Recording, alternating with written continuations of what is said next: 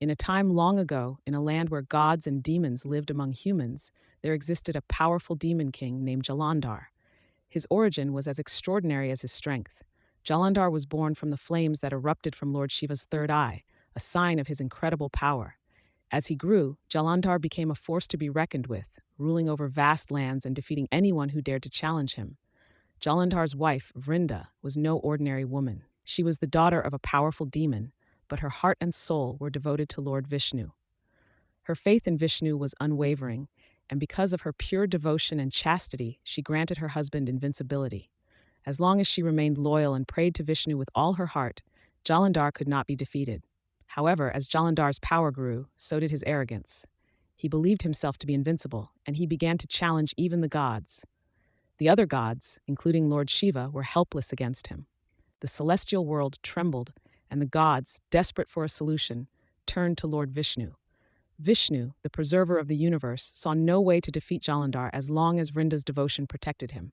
Vishnu, troubled and conflicted, knew what he had to do, but it was a terrible choice. He decided to use deception, a trick that would break Vrinda's chastity, and with it, the power that protected her husband.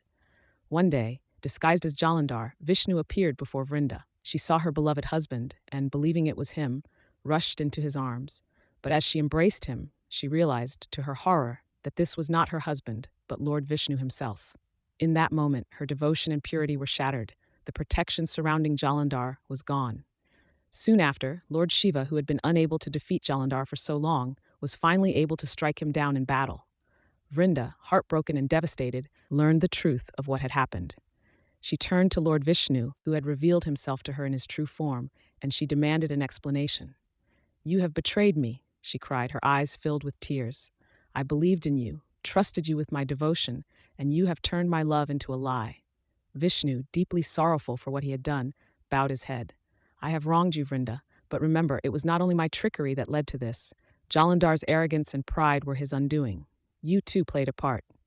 You saw his mistakes and allowed him to continue down a dark path. The gods gave him a chance to change, but he refused to listen."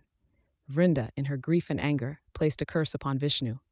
"You have destroyed my love, betrayed my trust. For this, I curse you, Lord Vishnu. You will turn into stone, trapped forever as a lifeless rock." Vishnu, accepting his guilt, bowed to her curse, but he also understood the depth of her pain. He promised her that she would never truly be separated from him. "From your ashes a plant will rise, Vrinda," Vishnu said softly. "This plant will be known as Tulsi. It will be sacred, and I will never accept worship without it. You, too, will always be a part of my devotion." And so, Vishnu transformed into a stone, known as the Shaligram stone, and was cast into the rivers, where he would remain for eternity. The Shaligram became a sacred symbol of Vishnu's penance, a reminder of his betrayal and the curse of Vrinda. As for Vrinda, she did not live long after her curse. Heartbroken and grieving, she passed away. But as promised, from her ashes the Tulsi plant sprouted, a symbol of her eternal devotion to Vishnu. From that day on, the Tulsi plant became sacred to Vishnu, and his worship would never be complete without a Tulsi leaf. Lord Vishnu, who had turned into stone, would never forget Vrinda's devotion. The Shaligram stone became a symbol of both betrayal and love, a reminder that even the gods are not beyond reproach. It is said that the stone remains a link between Vishnu and his greatest devotee, Vrinda, who lives on in the Tulsi plant.